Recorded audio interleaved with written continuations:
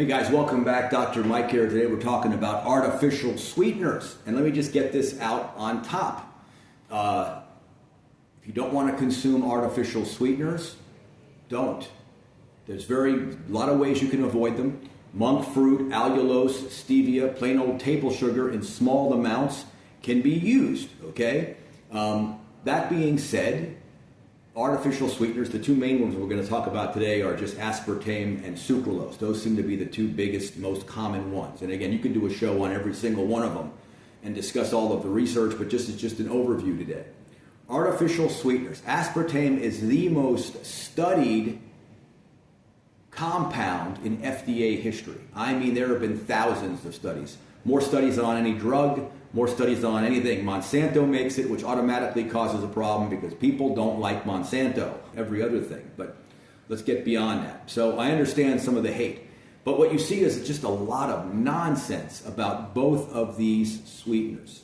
So if you don't want to use them, monk fruit, allulose, stevia, use those. I personally don't care for the way stevia tastes. I don't think I've ever used allulose as a personal sweetener.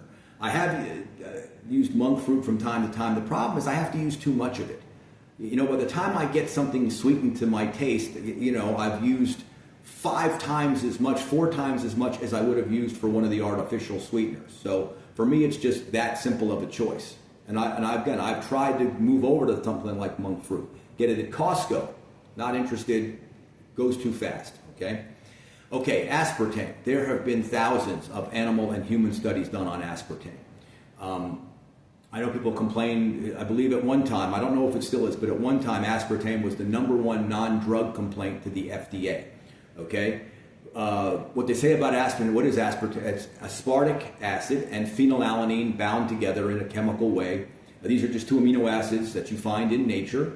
Okay? So why would that be a problem? You consume them, the body breaks them down, off they go. Well, what critics say is that phenylalanine, that amino acid, can be turned into methanol, which is wood alcohol, which is a poison to humans. If you drink wood alcohol, it can kill you, okay?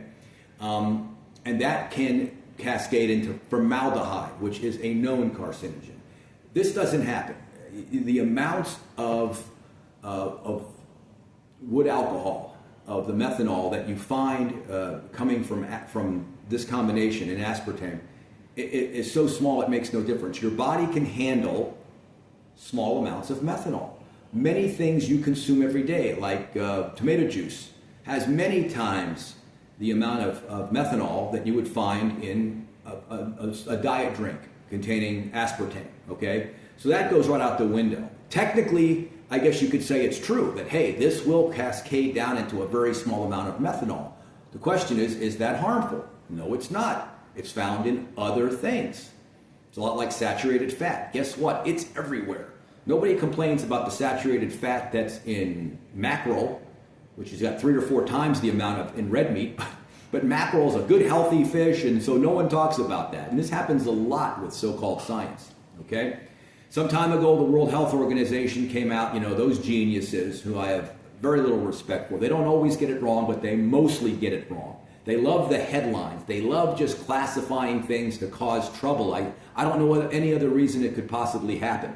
They came out and said that aspartame is a possible or may be a carcinogen. Well, that's also may not or may not be possible, okay? There's a classification for carcinogens. You got things like cigarette smoking over here, known carcinogen, all right, a #1. And then you got things like aspartame, which are at the other end, where, yeah, the research is weak, but we just don't like it. You know, we don't like this artificial sweetener. It really comes down to that sometimes. So that classification is worthless, okay? They were trying to link it to liver cancer and breast cancer and kidney cancer. And again, when you look at it, there's just no definitive evidence that these things cause cancer. Plus, when you're trying to study them, you know, who consumes artificial sweeteners? Obese people who are trying to lose weight will consume a lot of it. Well, right there, the obesity is a confounding factor. You see what I'm saying? So people who tend to consume more artificial sweeteners are doing so because they're in poor health and they're trying to avoid the sugar. So right off the bat, you've got a population of people who are consuming diet sodas that may be at risk from other things. right? And that's where the confounding factors comes in. It gets very, very confusing. But there is certainly no causation here, where if you feed rats aspartame, they get cancer. That doesn't happen. That's never happened. None of the thousands of studies on animals or humans has ever shown that. So just put that out of your head. If you're out at a restaurant and all they have is aspartame on the table and you want to sweeten up your iced tea, you got an unsweetened tea, and you want to put a packet of aspartame in there or 2 packs, go ahead. It's not going to harm you. If as a rule you want to avoid baking items or things that contain it that you're going to consume regularly, fine. Eat as clean as you can. Eat as clean as you can. But I just want to be clear that this classification by the WHO is more or less meaningless. They have a bunch of things in that classification that you wouldn't even think twice about consuming. This idea that somehow it cascades down into formaldehyde or wood alcohol and that the body can't get rid of it, nonsense, okay? And remember, when they do these studies, they give these animals and humans usually very, very high amounts. I believe the amount they used for a lot of these human studies to see what the minimum amount was for a person to feel any type of an effect was 14 cans of diet soda a day. Now that's a hell of a lot of diet soda. And that's just to get to a point where it may cause some kind of a quote-unquote symptom, okay? So that's where you're at. So yeah, if you're trying to poison yourself, you can do that with water. Water has excess water in your body. If your body needs a half a gallon of water a day and you start forcing 3 gallons of water a day into your body, you could die of a stroke. You could have a seizure. Okay, all that water floods in, the cells volumize, you dilute your electrolytes, muscle cramping, cardiac arrhythmia, all kinds of stuff can happen from over-consuming water. Something as innocuous as water. When we talk about these things, what you want to remember is the dose determines the poison. How much are you consuming?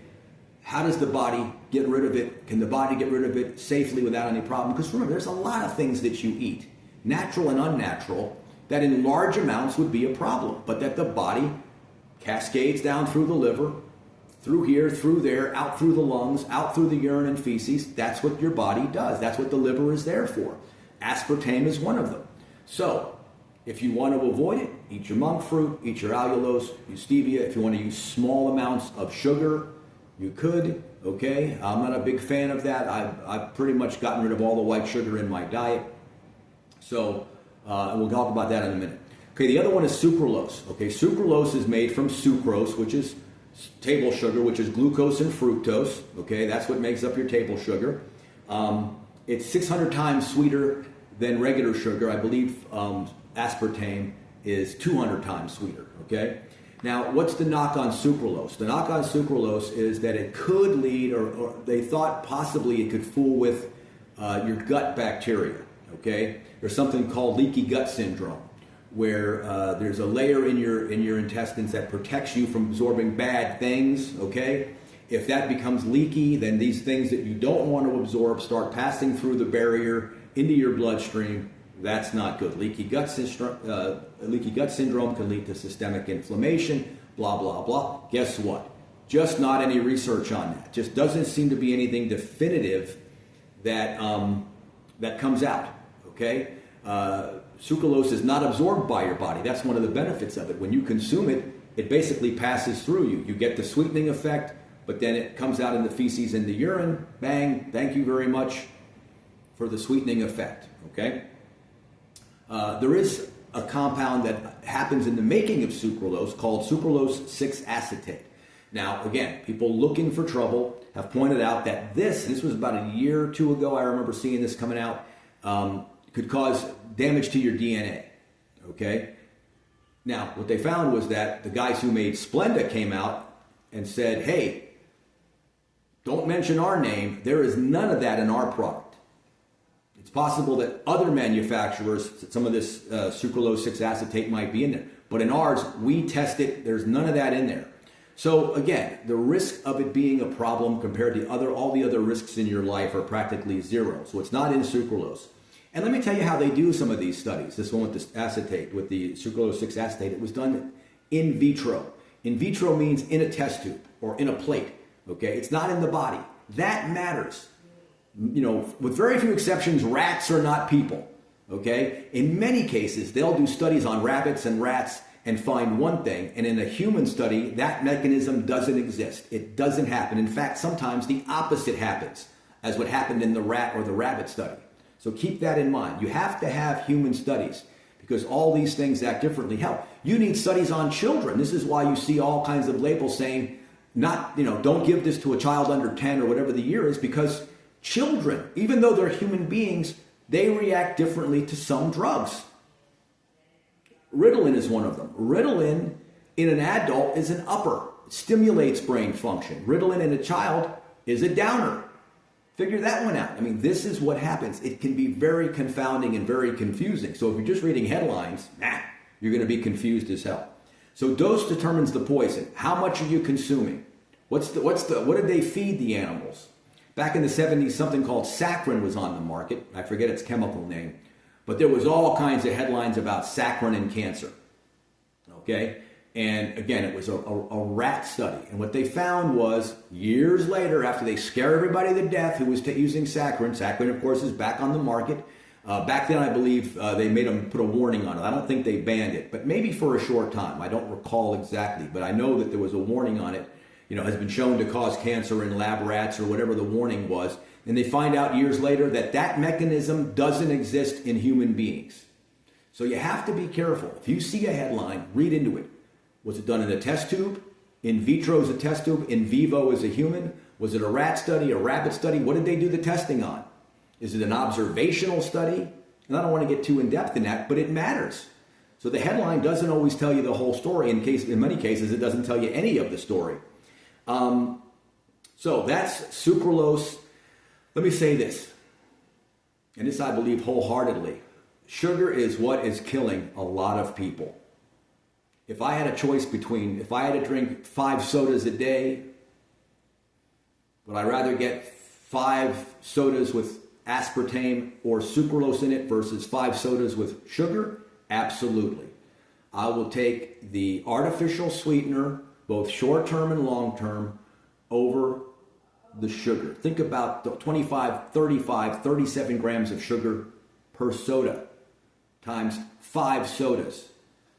Do that on an empty stomach and you really can damage the body long-term. Diabetes, coronary artery. I mean, you can only blame sugar for cavities without getting sued, because that's how strong the sugar industry is. But we know sugar is driving a hell of a lot of very bad things in humans, okay?